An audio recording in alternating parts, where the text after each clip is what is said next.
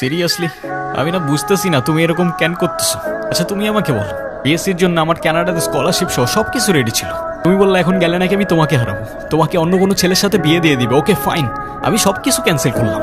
তারপর তুমি বললা তোমার বাবা বলছে যে বেকার কোনো ছেলের সাথে বিয়ে দিবে না। আমি সবকিছু ছেড়ে আমার বাবার বিজনেসে বসা শুরু করলাম, যেটাই আমার এতটুকু ইন্টারেস্ট ছিল না। আমি আমার সব ইচ্ছা ছেড়ে তোমার জন্য পারফেক্ট হওয়ার চেষ্টা করলাম। তারপরও কিসের কমতি থেকে গেল যে তুমি আজকে এঙ্গেজমেন্ট রিংটা ফেরত দিয়ে দিচ্ছ? আরে আমাকে কারণটা তো বলো অ্যাটলিস্ট। কোনো কারণ নেই, আমার মনে হচ্ছে না আমাদের একসাথে থাকাটা possible. That's it. That's it? Seriously আমার মনে হচ্ছে না আমাদের একসাথে থাকাটা আর পসিবল? What about me? আমার কি মনে হচ্ছে সেটার কোনো ভ্যালু নাই? আমার সাইডটা কে দেখবে রুহি? দেখো, এত কথা বাড়ানোর কোনো মানে নেই, অযথা সময় নষ্ট করো না। সময় তো তুমি আমার নষ্ট করছো। এরকমটাই করার হইলে আমার লাইফটা কেন নষ্ট করলা? ভেঙে ফেলার হইলে সব আগেই ভেঙে ফেলতা, নাকি হুট করে এখন বেটার কাউকে পেয়ে গেছো? তোমার যা ভাবার তুমি তাই ভাবতে পারো, আমার কোনো প্রবলেম নেই। আরে প্রবলেম তোমার থাকবে কেন? প্রবলেম তো তোমার ক্যারেক্টারে। আর আমার লাখের প্রবলেম যে তোমার মতো একটা মেয়েকে ভালোবাসি।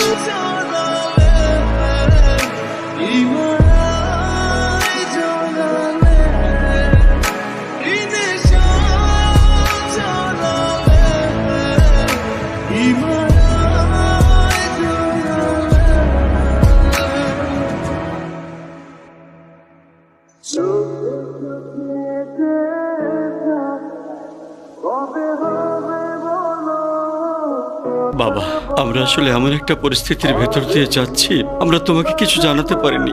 তুমি কিছু মনে করো না। আরে না আঙ্কেল, আপনি এভাবে কেন বলছেন? রুহি আসলে আমাদের কিছু বলতে দেয়নি। এনগেজমেন্টের কিছুদিন পর আমরা জানতে পারি ওর লাং ক্যান্সার। ডক্টর, আপনারা জন্য বেশি ভিতরে না যাওয়াটাই বেটার। এখন কি অবস্থা? এখন ঘুমাচ্ছে। ফারুক সাহেব, আপনি একটু এদিকে আসুন। দেখুন, রুহি 4th স্টেজে আছে। রাইট নাও ক্যান্সারটা শরীরে আদার পার্টসেও ছড়িয়ে পড়েছে, like brain, bones and other organs. Sorry to say, ওর হাতে আর খুব বেশি একটা সময় নেই।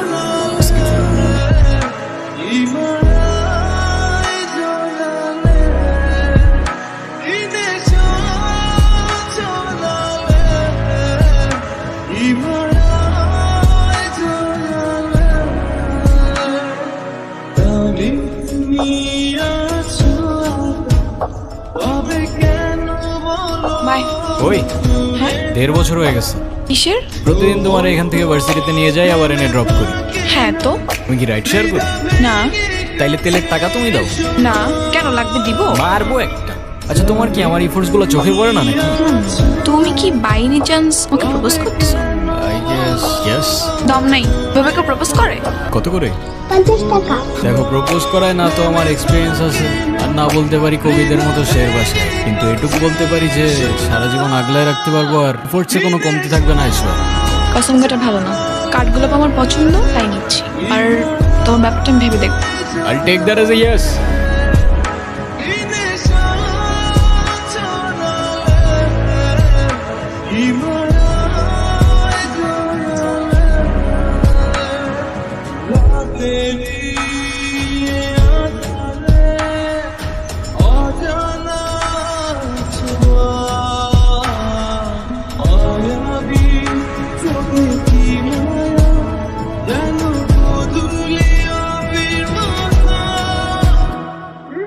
আমাকে মাফ করে দিও রুহি, আমি না বুঝেই তোমাকে অনেক কথা বলে ফেলছি। তুমি আমাকে একটাবার বলতা, এতদিনেও কি তুমি আমাকে এতটুকু চিনতে পারলা না?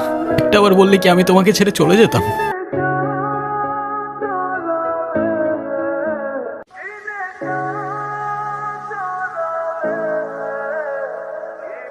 তুমি আমাকে ছেড়ে যাবে না বলি তো আমি তোমাকে বলিনি। কেন তুমি চাও যে আমি তোমায় ছেড়ে চলে যাই? হ্যাঁ, তুমি কেন আমার এরকম একটা জীবনের সঙ্গে আমার সুন্দর জীবনটা জড়াতে চাও বলো? তুমি ছাড়া আবার কিসের জীবন? আমার জীবনটা তো ততক্ষণই সুন্দর ততক্ষণ সেই জীবনে তুমি আছো।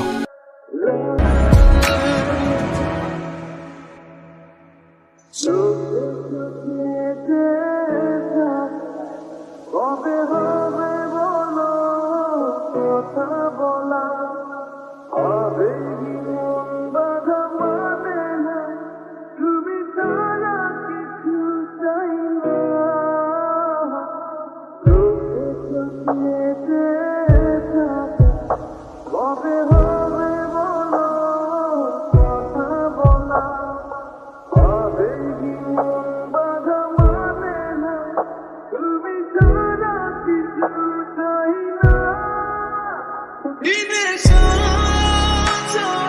ডক্টর আমি আর বুঝে উঠতে পারতেছি না আমি কি করব।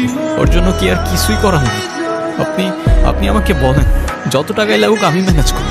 দেখুন আমরা তো কম চেষ্টা করি না। টাকা দিয়ে সবসময় সব কিছু হয়। তারপরও রোহির জন্য যদি আপনি কিছু করতেই চান,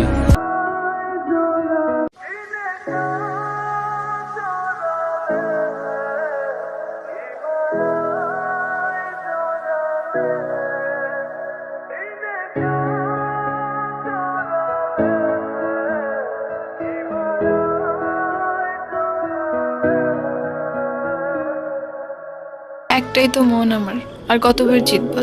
যতবার জিতলে এটা বোঝানো যায় যে আমার জীবনে না তোমার আগে কেউ ছিল, পরে কেউ থাকবে। এতটা ভালোবাসো আমায়? তুমি জানো আমার খুব ভয় হয়, মুখে যাই বলি না কেন আমার মনে হয় আমার মানুষটা আমারই থাকুক, যেন আমাকে কখনো ভুলে না যায়। শুধু তোমারই থাকবো রুহি, কখনো ভুলবো না। আমার সব স্বপ্ন পূরণ হয়ে গেল, পড়তে মনে হচ্ছে 1000 বছর বেঁচে থাকার স্বাদ পেয়ে গেলাম। আমার আর কোনো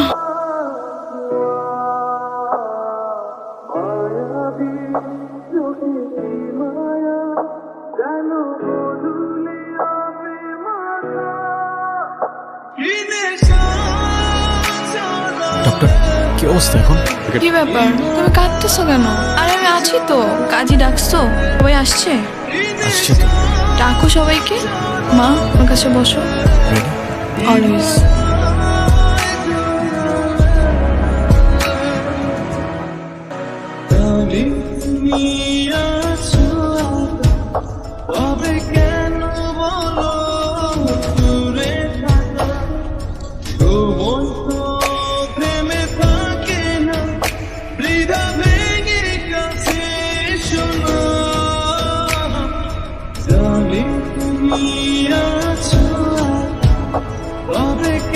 মনে রেখো আমি আসবো মেঘের উপর পঙ্কিরাজে জোরে, কাঠ গোলাপের সুবাস নিয়ে 7 সাগর 13 নদীর পরে।